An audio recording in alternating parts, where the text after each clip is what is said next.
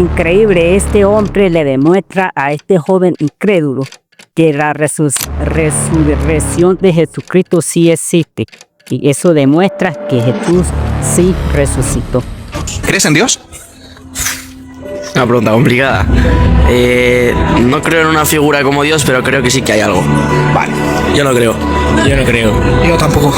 No, nada. Yo tampoco. ¿Crees en Dios? Ni sé ni no, así que elijo no creer. Yo soy agnóstico, así que es más de lo mismo. ¿Crees en Dios? No. No. ¿Crees en Dios? No creo en Dios, pero sí que es verdad que soy agnóstica. Pienso que hay alguna fuerza superior o algo por el estilo, pero como tal no me gusta ponerle nombre. ¿Crees en Dios? Sí. ¿Crees que Jesús resucitó? No es algo posible para un ser humano, entonces no pienso que haya resucitado. ¿Crees que Jesús resucitó? No puedo saberlo. Si hay una evidencia clara, sí, pero yo creo que tendría que verlo con mis propios ojos. Vale. ¿Crees que Jesús resucitó? No lo sé, pero estaría bastante guapo. Yo, para creérmelo, necesitaría una evidencia, pero que sea científica. Eso de la resurrección, no sé yo, si realmente Jesús murió para luego ser resucitado, o si realmente ya si una vez está muerto, es imposible que haya vuelto a la vida. Es imposible que sucediera. Yo creo que no. Yo creo que no, porque si no ha existido nunca, ha resucitado tampoco. ¿Piensas que Jesús no existió? No. Yo creo que sí existió alguien, o sea, no como Jesús, que pudo hacer esas cosas, pero que no ha resucitado. Para probar la resurrección, deberíamos aceptar algunas premisas previas. La primera, ¿Jesús existió? Yo creo que sí que pudo existir, pero que lo que después se creó igual no tiene tanto que ver con lo que realmente pasó. Yo siento que Jesús sí que es verdad que existió, pero no como un dios, sino como un pensador o una persona que tenía como mucha influencia sobre otras. Tal vez como un filósofo o como un divulgador informativo, pero no como una figura sobrehumana o poderosa. Ese misticismo que tiene, ¿no?, detrás suyo, de crear milagros y demás, no creo que en ningún momento ocurriese eso. Para demostrar la existencia de Jesús, deberíamos apelar a dos fuentes corroborativas. La primera es la historia y la segunda, la Biblia. Si Jesús solo apareciera en la Biblia, podríamos pensar que fue una invención de sus autores. Sin embargo, existe un amplio registro de historiadores no cristianos que lo prueban. Historiadores del primero y segundo siglo, como lo fueron Flavio Josefo, Tácito, Luciano, Plinio el Joven, Suetonio, entre otros muchos más. Ahora, ¿qué dice la Biblia? ¿Piensas que la historia original se vio influenciada por los mitos? Hombre, por supuesto, al final los mitos siempre han influenciado un montón en la forma en la que piensa la gente. Al final, antiguamente, pues muchas veces se utilizaban las figuras de los dioses, como por ejemplo en la religión, digamos, como romana y todos esos, que ahora mismo en la griega también, se utilizaban como para explicar fenómenos a los que no tenía ningún tipo de respuesta. Entonces, pues sí, al final los mitos siempre han influido mucho en cómo piensa la gente de algunas cosas o de otras. Sí, yo creo que la forma o el momento sociohistórico en el que se vivía, había una sociedad en la que se necesitaba una creencia potente, en la que la gente tenía mucha necesidad y estaba muy desesperada, y creo que fue un momento en el que vino muy bien la religión para las personas. El historiador Anne Sherwin White de Oxford dice que el paso de 2 generaciones no es tiempo suficiente para que una leyenda borre un núcleo de verdad histórica. Si nosotros vamos a la Biblia, a 1 de Corintios 15:3, encontraremos la siguiente cita: Cristo murió por nuestros pecados, fue sepultado y resucitó al tercer día. ¿Sabéis quién escribió esto? No, la verdad que desconozco. Ni idea. No. Pues no tengo ni idea, ahí me has pillado. No. Esto lo escribió Pablo. Y Pablo abrazó el cristianismo de 4 a 7 años después de la crucifixión. ¿Sabéis lo que esto significa, chicos? Que la resurrección era una creencia inmediata y no una leyenda posterior inventada, por ejemplo, en el concilio de Nicea por Constantino.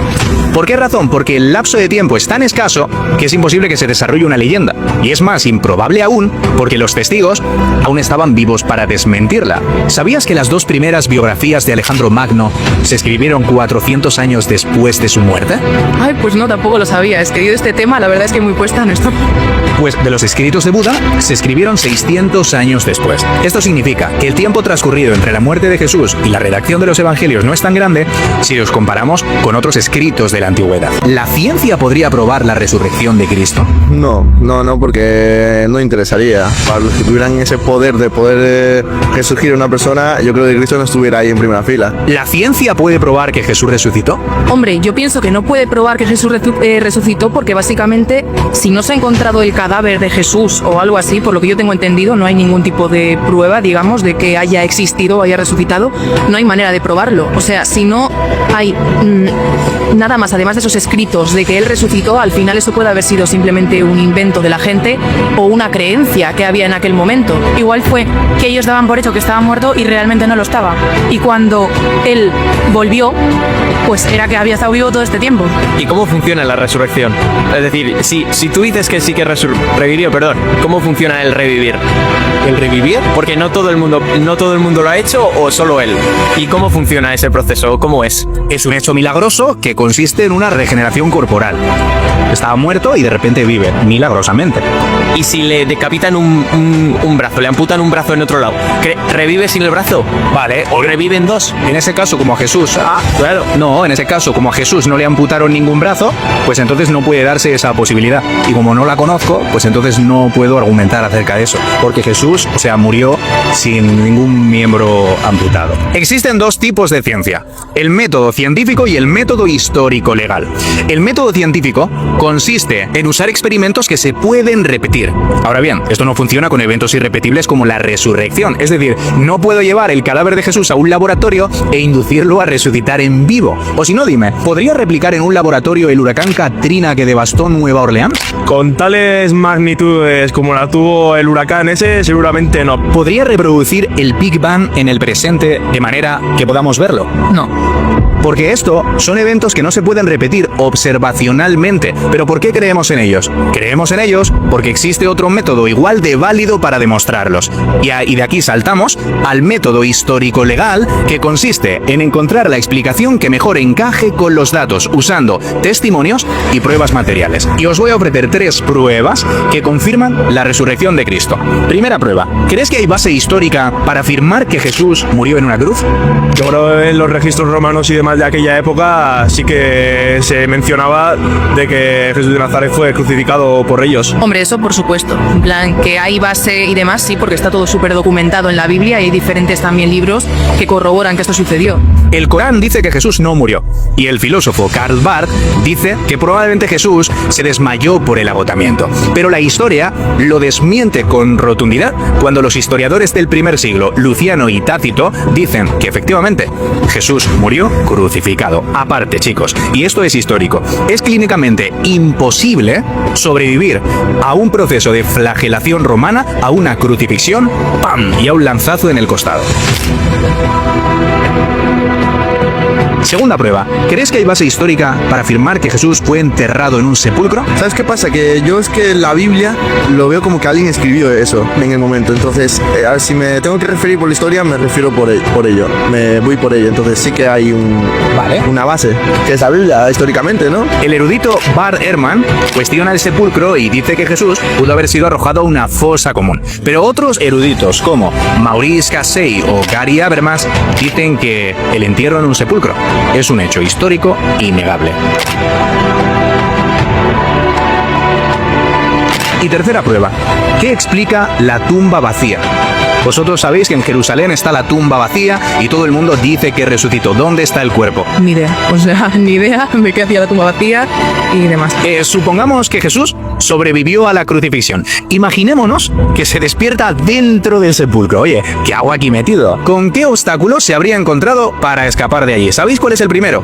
En aquella época, a los muertos se les recubría con tiras de lienzo, se les dejaba como una momia, y se les ponía unos 25 kilos de especias. ¿Pensáis que podría haberse quitado todo eso?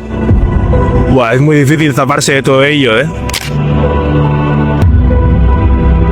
Imaginemos que logró superar esa barrera. ¿Cuál sería la siguiente barrera que se podría haber encontrado?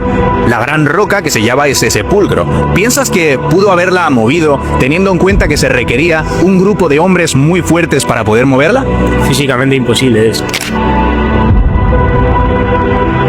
¿Cuál sería el tercer obstáculo con el que se habría encontrado para escapar de allí? La guardia romana. Nadie podía hacer frente a una guardia de romanos corpulentos que te iban a pegar una paliza si te tratabas de escapar de allí. Además, ¿sabes cuál es el motivo por qué la tumba estaba custodiada? Porque había un falso rumor de que los discípulos iban a robar el cuerpo para simular una resurrección falsa. ¿Sabéis quiénes cuentan, según la tradición cristiana, que Jesús resucitó de entre los muertos?